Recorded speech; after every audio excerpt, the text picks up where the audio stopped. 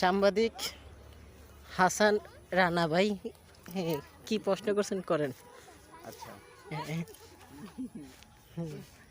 আমার বদলে তোমার কি প্রশ্ন আছে সেটা বলো। তারপরে ভাই আজকে বিরিয়ানি খাওয়ার পরে আর কি খাবেন আপনি? তো আল্লাহর রহমতে তো আপনার চেহারা অনেক সুন্দর আছে, যে কোনো মেয়ে আপনার উপর ক্রাশ হবে, কিন্তু সমস্যা আছে আপনার মাঝে মাঝে এমনভাবে কথাবার্তা বলেন।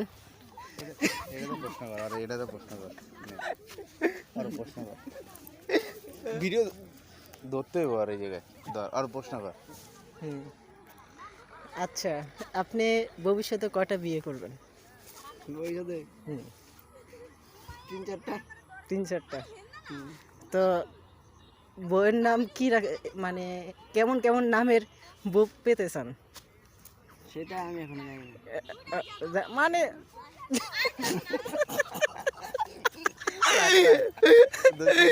শুধু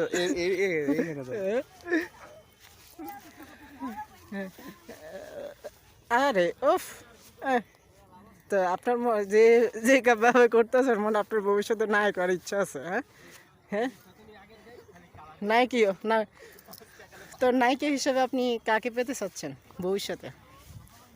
হ্যাঁ, না এমনভাবে পাট মারলেন আর কোনো নায়িকা নাই?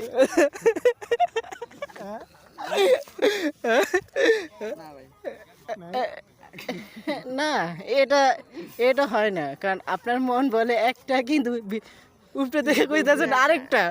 আপনার মন কইতাছে যে নায়িকা দরকার, আর উপরে দিয়ে কইতাছেন নায়িকা নাই। তো তোর বিয়ে এই দেখছেন, আপনার সুন্দর হাসি দেখে বোঝা যাচ্ছে আপনার কি বলতে চাচ্ছেন, কিন্তু আমাদের কাছে গোপন রাখতেছেন। বলুন। তুই কইলি তিন চারটা বিয়ে করবি, দেন কেউ না থাকলে তুই কেমনে বিয়ে করবি?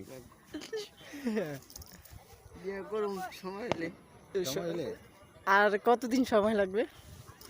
তো আমি যতটুকু শুনছি আপনি নাকি আপনি নাকি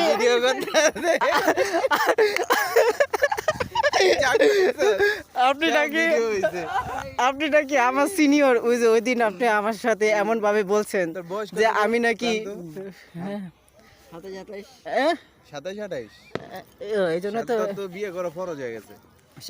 বিয়ে করা ফরজ মানে মানে গার্লফ্রেন্ড উঠে নিয়ে আনো ফরজ হয়ে গেছে, এত বয়স হয়েছে।